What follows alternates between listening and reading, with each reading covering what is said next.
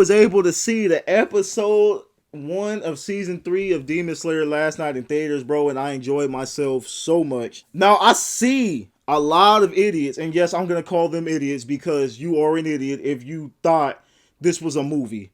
Or you're mad that we have to watch the, the ending of the Tengen arc, you know what I mean? The episode 10 and 11. If you're mad about that, what is wrong with you? What did you not read?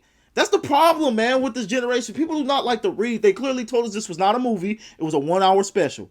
Get it right, people. Get it right. People in the theater, after episode 11 ended, now they did have this very long credit sequence. I thought it was so extra, bro. It was so extra. But people was walking out disgruntled as heck. Like, man, we paid for episode 10 and 11. That was it. Like, shut up, bitch. This is why you read. This is why teachers tell you to read, pay attention.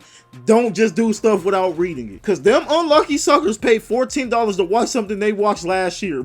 But I just wanted to give y'all my favorite, some highlight points, who I thought stood out in the episode, everything like that, what I didn't like, all that good stuff. Off rip, the opening to the episode was so cool, bro. I loved how Akaza was just traveling through the Infinite Castle, and then bam, the upper moon meeting starts. Now, the upper moon meeting has to be, so far, the best scene done in Demon Slayer, period. They went above and beyond for this meeting. I mean, just the slightest Doma touching Akaza's shoulder, like just the slightest thing like that didn't need to go crazy like that. They went insane. So I really appreciate that. That was immaculate. The whole scene was immaculate. My favorite scene in Demon Slayer so far. I've read the manga.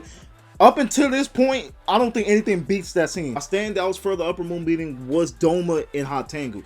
I think Doma completely stole the show. I don't know too many people that would argue that he had the most lines in the upper moon meeting because he's the most animated. His mannerisms was on point. His voice actor is absolutely amazing. I'm talking about his English voice actor. I just love the portrayal of Doma from the manga. They hit it right on the head. I didn't expect Kokoshibo to come out of episode 1 being a fan favorite for people to be into, or newer people to be into, because a lot of new people was in the theater or whatever, and Doma was the one they gravitated to the most. They loved him. It was a lot of response in there. I don't know about y'all theater. And then Hatengo was getting some response, and of course Akaza was getting his response. Akaza sucks, so I just love the whole tension with Akaza and Doma. Like, every interaction they did, all these crazy edits and everything, they went above and beyond just to show that tension between the two. And then when Kokoshibo gets in it, it's just like that. If you're an Akaza fanboy, you're not gonna like how they do him. They do that boy filthy, as they should though. Akaza sucks. But Hatengu, man, I loved Hatengu. Every time he was on the screen, I loved him. I'm one of the few people, like, after reading the manga or whatever, I discussed with friends, co-workers, all this other stuff. People was just like, man, Hatengu sucks. And I'm like, bro, y'all going off of manga. I don't know about y'all, but for me, manga will never hit like animation. You're reading pieces of paper. You don't hear voice acting. You don't see mannerisms. You don't get any of that. You don't get no real feel from reading the manga. So to think Hatengu was going to be trash when I think he's one of the more unique upper moons was blasphemous to me. And to be real, without spoiling anything, Hatengu out of all the upper moons did the biggest thing for Muzan. I'm not gonna talk about it, but if you know, you know. No upper moon did what he did. Gyoko was cool, but I still think Gyoko is just not. I don't know. It's just something about him being like a pop monster a fish pop monster doesn't do really nothing for me. But his voice acting was on point too. All the upper moons voice actors were on point. I think Kokoshibo's Japanese voice actor is way better than his English voice actor, but his English voice actor was pretty solid. And then the king of pop himself, Muzan, man, I love Muzan's voice actor.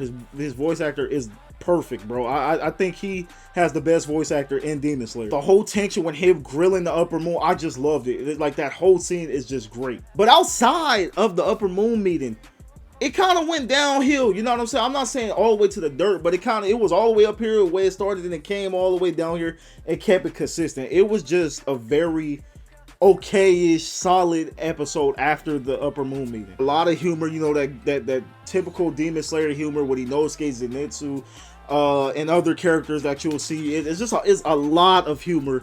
But I get it, you know what I'm saying? Every season has to start off, setting the tempo, setting up the plot for the next episode. So I didn't expect nothing crazy after the upper moon meeting. For the thing I really did not like about episode 1 And that is the Love Hashira. The Love Hashira is literal fan service. It annoys the hell out of me. I mean, every time she was on the screen, I just sat there and I was just annoyed. I looked around and you know, the classic weebs. Oh my god, look at her chest. Look at her. Oh man, I mean, touch grass, get some ass, do something. Go touch a woman, bro. Go outside. Do something, because you fantasize over these fake characters is weird. Now, if you just so happen to be one of the people, you're gonna have a ball seeing her, because that's all she provides. She's annoying as heck, and that's all she provides. The camera is literally on her chest or her rear end the whole time she's on the screen. And I get it, animes do that. I understand, but is that my cup of tea? No. So right now, I cannot stand her. I didn't like her in the manga to begin with. I think she's the worst. Out of all the Hashira, I think she's the worst. No, I'm not doing it off the strength or whatever. I'm just talking about what everybody does in the seasons.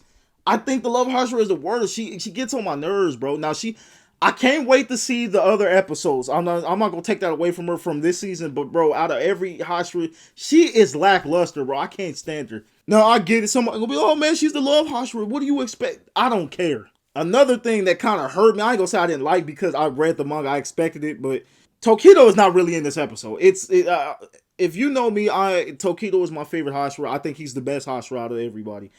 Tokido was in this for about 20 to 30 seconds and has like 2 sentences.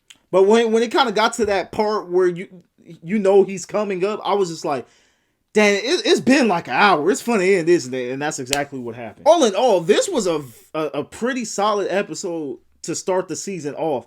I can't wait for everybody to see it. Real good time. I think it was only in theaters for 1 day. They might have a second day. So if you're able to go see it, go see it. But this season is going to be better than season 2, and I stand on that. This season and the next one, which most likely will be the very last season, unless they pull some BS that Attack on Titan be doing the part 1, part 2 every year. Garbage. But unless they do something like this, next season is the last season of Demon Slayer, and strap in, guys.